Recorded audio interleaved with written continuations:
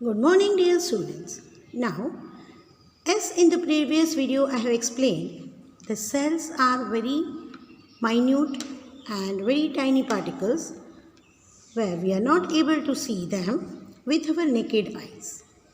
They are so small that we need microscope, and microscope basically are of two types: light microscope, which are simple and compound, and electron microscope.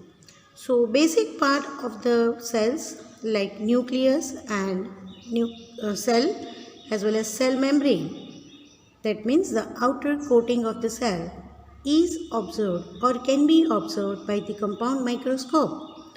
But the cell organelles, the different subcomponents of the cell which are present or which are floating in the cytoplasm, that are cell organelles, they are still very smaller, and for observing them we need electron microscope. Now, when the scientist has observed the cells under the compound as well as electron microscope, they found that cells differ in their number, size and shape as per the different organisms. As per the different organisms, the number of the cells are different. Some carry more number of cells, some have less number of cells, right? Even the size of the cells also differ. In some of the organisms, the cell size are larger, in some they are smaller, as well as their shape are also different. Different organs which are consisted because of the tissues, and tissues are because of the cells. So, as per the organs, we can see that different organs have different structure, and that is basically because of the cells. So, as per the size and shape of the cells, the function of the particular organisms depends on it. As I have explained earlier, the different functions of the body, right? Many functions our body undergo.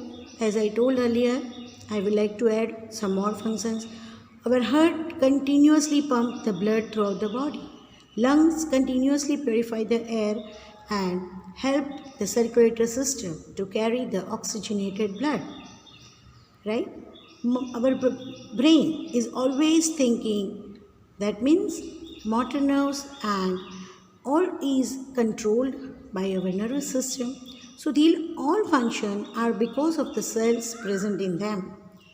Nervous system works because of the neurons. Neurons are called nerve cells. So later on we will study all this, but this is the idea what I want to say in between. So you will come to know that yes, why the cell is very important unit of life and why it is functional and structural unit. The number of cells is useful in the classification of the living organism as unicellular and multicellular. Because of the presence of cell number, basically the living organisms are categorized in two main parts. One is unicellular. Uni, that means only one. Cellular, having the cell. Organisms which are having only one cell or which are single-celled animal, they are unicellular organisms, and those cells or those organisms which have more than one cell, they are considered as multicellular organisms. So now let us see here about unicellular organisms. The living organisms made up of a single cell are called unicellular organisms, or we can say single-celled organism. So what are unicellular organisms? Living organisms made up of or living organisms which consist of single cell are called unicellular organisms or single-celled organisms. Now, as I told, the cells are very small, not able to observe through our naked eyes, direct eyes. It needs a magnifying eyepiece and object piece, right, which is already fixed in the microscope, and with that the cell is viewed in a larger size. Actually, they are not that large. Actual size of the cell is measured in micrometers. This is the symbol mu m, meter. Mu m, that is micrometer. Meter, centimeter, millimeter, micrometer. 10 raised to minus 9. Right? The size of the cell is very small. It is nearly 1 to 10 micrometer. That means 1 meter when divided by 10 raised to 9 times, then it will be this small size. So unicellular organisms, generally their cell size 1 to 10 micrometer. A single cell is capable of performing all the life processes. So when the organisms are unicellular, it means they have only single cell. All the life processes are performed by that single cell. And so we can say that a single cell is capable of performing all the processes of a life. All the processes, it means to take in food, that means ingestion of the food, then digestion of the food, absorption of the food, assimilation of the food, and egestion of the food. Everything, all processes of a living organism is carried out by that only single cell. Whereas in multicellular, these all different process is carried out by different cells present in their respective organs. Division of labor, that means division of work, does not exist, does not take place. It is but natural. Now we will all understand that as the organisms are unicellular, they consist only single cell. Then how it is possible to divide the labor, or to whom the labor is to be divided? If I am the only one person in my family to do the work, then all work since morning to night I will have to handle my own self, because I am the only one person to do it. If I have 2-3 other lady members in my family, then I can divide my work, that okay, one will cook the food, one will wash the clothes, one will go to the market and buy the things, one will go to the office and earn the money. That is called division of labor, division of work. But here only single cell is there. So there does not exist any division of labor, and a single cell itself is capable to perform all the functions. Their lifespan is also very short, because everything is to be done by only one cell. So that one cell will get damaged very easily, and that's why their lifespan is very short. Any injury to cell can cause the death of an organism. If the cell is injured, then it is only a single cell. It will not get a support from other cells, because they are not at all present in the body. So if an injury takes place to a cell in a unicellular organism, then that particular unicellular organism may die. That means injury to cell can cause the death of an organism. Some of the examples of unicellular organisms are bacteria, yeast. Yeast is the microorganism which is used in the bakery item for preparing bread, for preparing pizza base, for preparing the layers of the puff, for preparing the buns, because yeast, as it is microorganisms, when it is added to the manda dough, that means the dough of the bread, puff and all, and when it is covered and kept for 1 to 3 hours, then because of that yeast microorganism, a type of fungi, yeast is a type of fungi, matlab fugno ek part છે, right?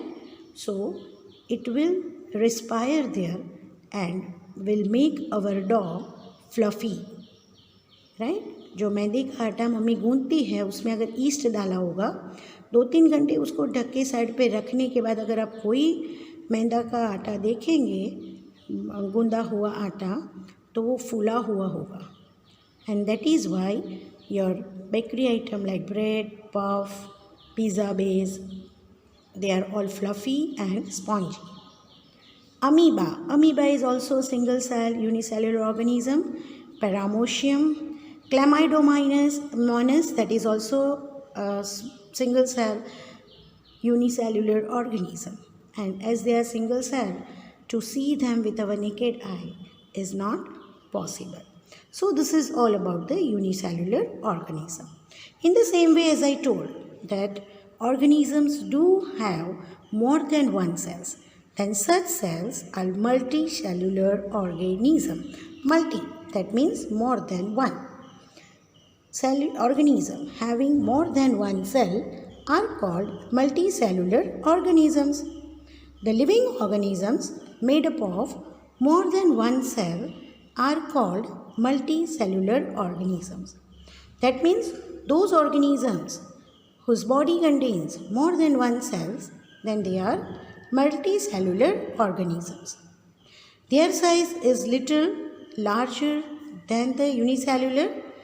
The size of the cell is nearly 5 to 100 micrometer. A single cell out of several others carry out one or few processes. See here, single cell out of several others. That means when the organism is multicellular, that means there are many cells. So out of those all cells, different cell, one single cell can carry out, that means can do more than one process. So the several cells which are present in an organism, they are capable of doing different functions for that particular organism. So here what we can say, division of labor, division of work takes place. Division of labor exists. Why exists? Because various cells are present and various cells are capable for performing different functions in the body. As the multicellular organism consists of different cells, because of that their lifespan is also very long. How it is long? That if any injury or damage is caused to one or some cells, then the body is not completely affected. We can say that damage or injury does not affect the whole organisms, as the affected cells can be replaced with the new cells or can be repaired by the support of the other cell and cell material. मतलब अगर multi cellular में एक या दो या थोड़े cell को कुछ इंजरी हुई, कुछ डैमेज हुआ, तो दूसरे सेल हैं उनके पास जिनकी सेल न्यूट्रिशन मटेरियल से वो डैमेज और इंजर्ड सेल को सपोर्ट करके रिप्लेस कर सकते हैं, या तो उनको what we can say that they can give the supporting material to that injured cell so they can be again rejuvenate, मतलब वो again थोड़ा ठीक हो सकते हैं.